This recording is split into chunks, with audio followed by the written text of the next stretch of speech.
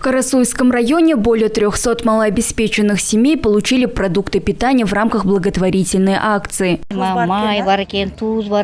Здесь есть растительное масло, мука, соль, гречка, рис и многое другое. Я выражаю благодарность за помощь. Мы воспринимаем ее как заботу о нас.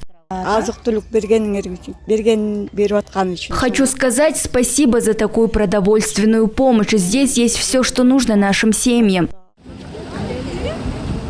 По словам специалистов, по сравнению с предыдущими годами, в этом году сократилось количество малообеспеченных семей. Все это благодаря проекту «Социальный контракт», которым воспользовались многие граждане с низким уровнем дохода.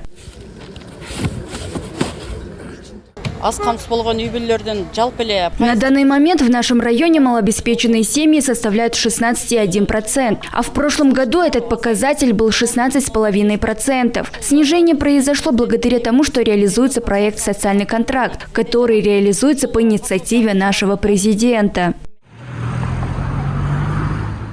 Продукты питания были переданы и 80 семьям в городе Ош. Благотворительная акция реализуется фондом «Иман» в рамках проекта «Продовольственная помощь для поддержки малообеспеченных семей в Кыргызской республике-2024».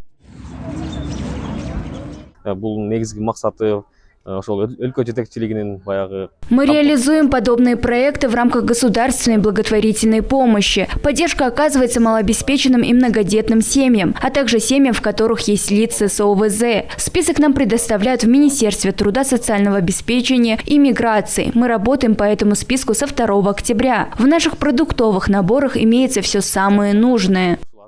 Отметим, продукты питания были распределены среди семей с низкими доходами, которые были внесены в список Министерства труда, социального обеспечения и миграции. В этом списке состоят 8 тысяч семей. Нагима Бакаева, Манарбек Арзыбекулу, Улар Кайназаров, ЛТР, Ошская область.